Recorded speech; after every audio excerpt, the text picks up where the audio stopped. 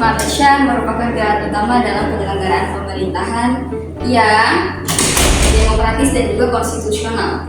Parlemen Malaysia berlandaskan dengan prinsip-prinsip Parlemen Westminster. Parlemen Malaysia ini memiliki struktur dengan bicameral yang terdiri dari dua majelis. Yang pertama, Dewan Rakyat sebagai majelis rendah, yang kedua Dewan Negara sebagai majelis tinggi. Keduanya memiliki sistem dan juga mekanisme organisasi yang berbeda, namun saling melengkapi dalam pembentukan undang-undang dan juga dalam pengawasan sistem pemerintahan. Parlemen Malaysia memiliki peran utama untuk mengubah, merancang, dan juga mencabut undang-undang. Yang dimana prosesnya dimulai dari pengajuan rancangan undang-undang yang akan disetujui oleh anggota parlemen dan juga pemerintah. Setelah itu dibahas dan juga disetujui kepada dua majelis, yang dimana disetujuinya secara berjenjang, dimulai dari Dewan Rakyat ke Dewan Negara. Setelah disetujui oleh kedua majelis ini, kemudian diajukan kepada Yang di-Pertuan Agong agar mendapat tanda tangan atau pengesahan secara kerajaan atau secara resmi. Dewan Rakyat sebagai badan legislatif yang setiap anggotanya itu dipilih secara langsung oleh rakyat melalui pemilihan umum yang dimana dilaksanakan setiap 5 tahun sekali, atau ketika parlemen dibubarkan oleh Yang di-Pertuan Agong atas nasihat Perdana Menteri. Anggota ini terdiri dari 222 anggota yang setiap anggotanya itu harus berusia minimal 18 tahun dan juga memiliki hak suara untuk pengambilan keputusan legislatif. Fungsi dari Dewan Negara adalah sebagai representasi langsung rakyat dalam proses legislasi dan juga sebagai pengawas pada bidang eksekutif. Udah segitu.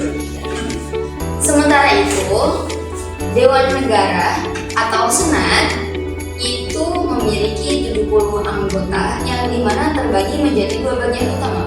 Bagian pertama itu terdiri dari 26 anggota yang setiap anggotanya itu dipilih oleh Dewan Legislatif Negara Bagian, yang setiap negara bagian harus memilih 2 senator. Bagian yang kedua ataupun bagian utama itu terdiri dari 44 anggota yang setiap anggotanya dilantik oleh Yang di-Pertuan Agong atas nasihat Perdana Menteri. Masa jabatan dari Dewan Negara ini itu 3 tahun dan bisa diperpanjang 1 kali sehingga maksimalnya itu 6 tahun. Adapun tugas dari Dewan Negara ini adalah sebagai observator dan juga mengesahkan rancangan undang-undang yang telah disahkan oleh Dewan Rakyat. Kemudian setelah itu ia juga menjadi konsultan berbagai isu-isu nasional. Selain fungsi legislasi, Parlemen Malaysia juga memiliki peran penting dalam pengawasan pemerintahan.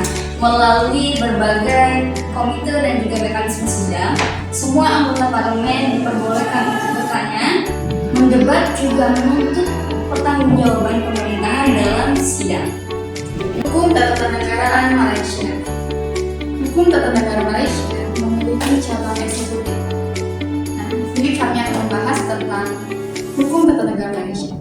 Negara Malaysia merupakan negara federal yang menganut sistem monarki konstitusional dengan corak parlemen Westminster, di mana negara Malaysia memiliki 13 negeri bagian dan 2 wilayah sehingga memiliki struktur ketatanegaraan yang unik dan kompleks.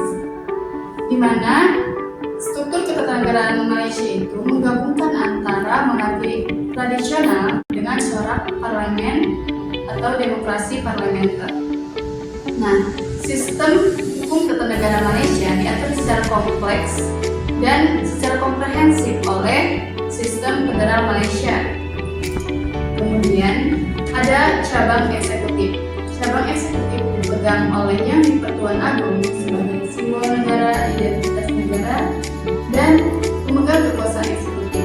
Kemudian Perdana Menteri sebagai pemegang eksekutif.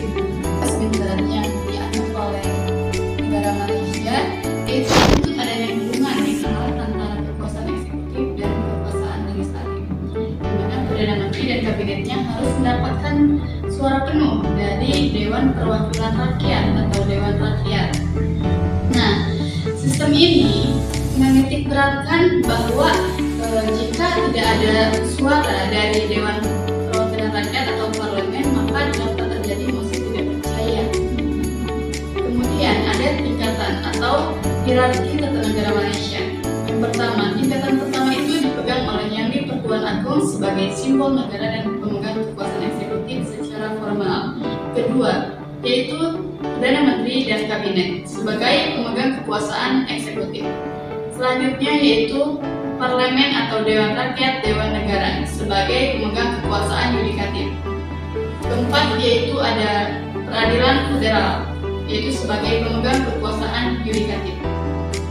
Selanjutnya ada Pemerintahan Negara Bagian, dan terakhir Pemerintahan Negara Daerah, Pemerintahan Daerah.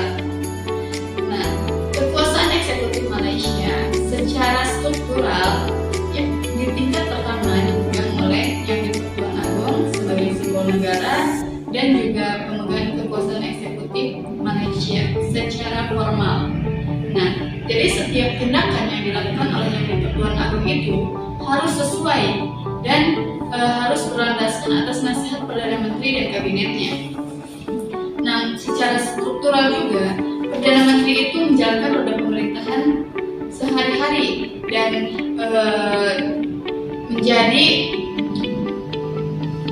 menjadi pemegang kekuasaan eksekutif yang paling kuat. Dan setelahnya ada kabinet. Kabinet itu sebagai pembantu Perdana Menteri dalam menjalankan roda pemerintahan sehari-hari. Nah, bagian dari kabinet atau Perdana Menteri itu bisa ada angkatan bersenjata atau polisi di situ.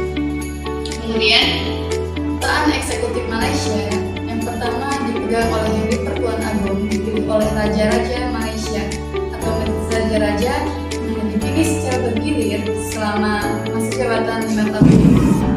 Nah, dalam pemerintahan Malaysia, Yang di-Pertuan Agong itu harus melakukan segala tindakan itu berdasarkan nasihat Perdana Menteri kabinetnya.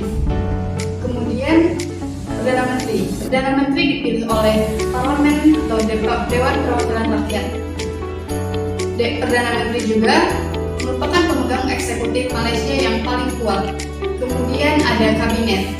Kabinet membantu Perdana Menteri dalam menjalankan tugasnya sehari-hari. Ketatanegaraan Malaysia secara keseluruhan mencerminkan bahwa ada keselarasan antara simbolis dan operasional.